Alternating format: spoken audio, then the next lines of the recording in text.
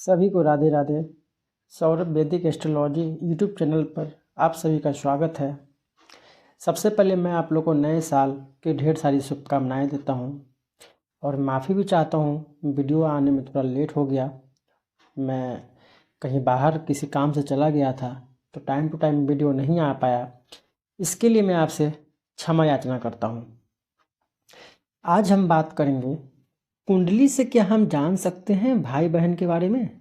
हमारे कितने भाई होंगे, हमारे कितने बहन होंगे, एक कुंडली से जाना जा सकता है। कुंडली से हम ये भी जान सकते हैं कि अगर हमारे भाई हैं तो क्या वो हमसे बड़े हैं या छोटे हैं, बहन है तो हमसे बड़े बहन हैं या छोटे बहन हैं, एक कुंडली से हम जान सकते हैं। वैदिक एस्ट्रोलॉजी में सारे चीज़ का समाधान है। मैं लाल किताब या केपी नारी या केपी एस्ट्रोलॉजर्स की बात नहीं कर रहा हूँ, मैं सिर्फ और सिर्फ वैदिक की बात कर रहा हूँ। हमारे वैदिक में महर्षि पराशर जो हैं उन्होंने बहुत इस पर तर्क वितर्क करके ये चीज़ों को गणना किया है। ज्योतिष क्या है, एक गणना है, कैलकुलेशन है। तो हम लग्न चार्ट को देख करके ये बता सकते हैं कि इस जातक के कितने भाई हैं, भाई है तो उनसे बड़ा है या छोटा है। जन्म पत्रिका से हम लोग जान सकते हैं। आज इसी टॉपिक के ऊपर बात करेंगे, तो चलिए शुरू करते हैं। हमने यहाँ पे लग्न कुंडली बनाया है। लग्न पे कदापि ध्यान न दें, मैं लग्न को हमेशा चेंज करके आपको समझाता हूँ। मेष लग्न का कुंडली है और मैं आप लोग को बता दूँ, अगर आप लोग मेरा वीडियो स्टार्टिंग से देख रहे हो तो मैं उसमें चर्चा किया हूँ कि जो कुंडली का तीसरा भाव है ये भाई बहन को रिप्रेजेंट करता है और कुंडली का जो लाभ भाव है ये भी भाई बहन को रिप्रेजेंट करता है। अब आप कहोगे दोनों जब भाव भाई बहन को रिप्रेजेंट कर रहा है तो इसमें बड़ा और छोटा कौन सा है। तीसरा भाव छोटे भाई बहन को रिप्रेजेंट करता है और जो लाभ भाव है एकादश भाव जिसको कहते हैं वो बड़े भाई बहन को रिप्रेजेंट करता है।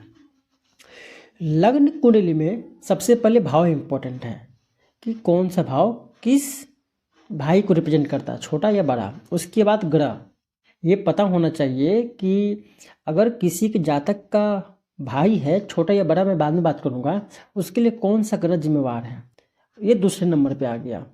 तीसरे नंबर पे है ग्रहों का दृष्टि। मान लीजिए तीसरे भाव और एकादश भाव में कोई भी प्लैनेट नहीं हो, किसी ग्रह का दृष्टि तो जरूर होगा। तो अगर कोई ग्रह प्लैनेट वहाँ पे नहीं बैठे हों तो हम ग्रहों की दृष्टि से भी पता करते हैं। उसके बाद है राशि। मान लीजिए कोई ग्रह भी ना बैठे हों, किसी ग्रह का दृष्टि भी ना हो, तो फिर हम ये देखते हैं चार्ट में कि कौन सा राशि तीसरे और एकादश भाव में विराजमान है।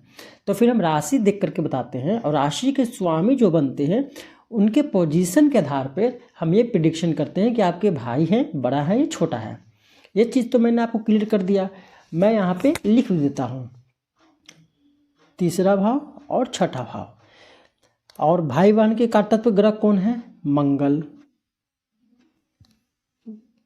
उसके बाद गुरु क्या है,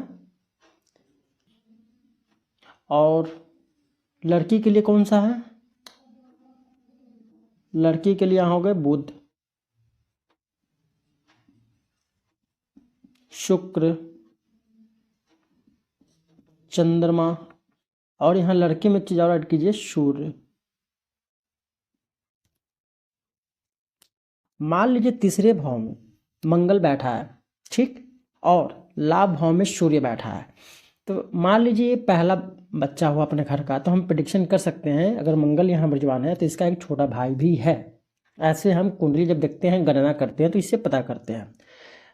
तीसरा जो हो गया दृष्टि, ये तो मैंने आप लोग को बता दिया।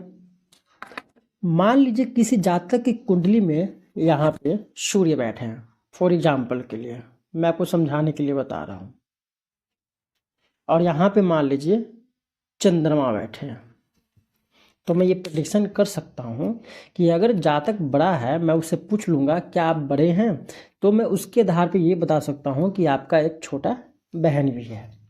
अगर मान लीजिए जातक ये कहता है कि मैं छोटा हूँ, तो मैं ये उसकी चार्ट देख के बता दूंगा कि इसका एक बड़ा भाई भी है। तो कुंडली से हम पता कर सकते हैं रिलेशन के बारे में। कुंडली हमें सारी चीज़ों के बारे में बता देता है। अगर एक अच्छा एस्ट्रोलॉजर होगा, जानकार होगा, अच्छे इंस्टीट्यूशन से डिग्री प्राप्त किया होगा, अच्छे ज्योतिष के पास सीखा होगा, तो वो बता देगा।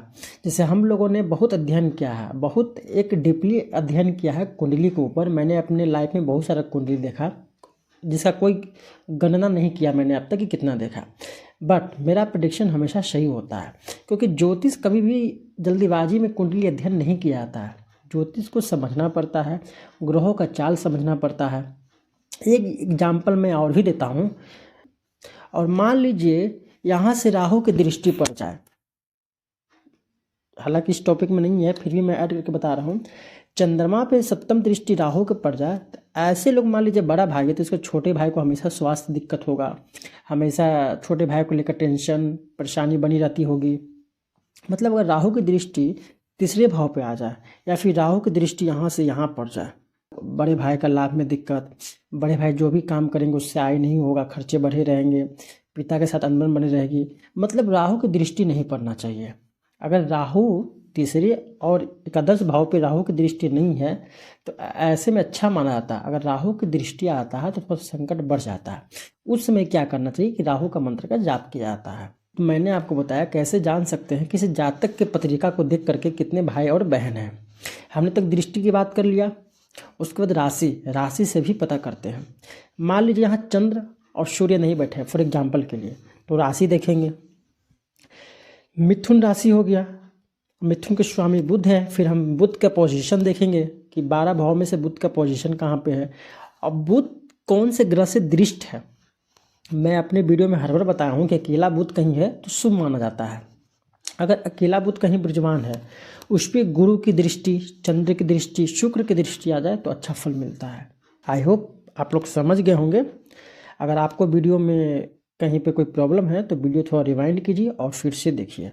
मैं हमेशा इजी वे में सबको समझाने की कोशिश करता हूँ। अगर आप भी किसी चीज़ के बारे में जानना चाहते हैं, समझना चाहते हैं, किसी काम में मन नहीं लग रहा हो, बना बनाया काम बिगड़ जा रहा हो, शादी में दिक्कत आ रही है, कुंडली मिलवान करवाना चाहते हैं, तो डिस्क्रिप्शन में मेरा व्हाट्सएप नंबर है, आप मुझसे व्हाट्सएप पे कंसल्ट कर सकते हैं। और मैं इस वीडियो में एक बात और जोड़ना चाहूँगा, जो भी लोग अगर मेरा वीडियो देख के कंसल्टेंट करना चाहते हैं वो प्लीज़ पेड कंसल्टेंट है। मैं वीडियो में बोलना भूल जाता हूँ, बट कुछ लोग कॉल करते हैं और पूछने लगते हैं, तो मैं इस चीज़ को क्लियर कर दूँ, ये पेड कंसल्टेंट होगा। धन्यवाद।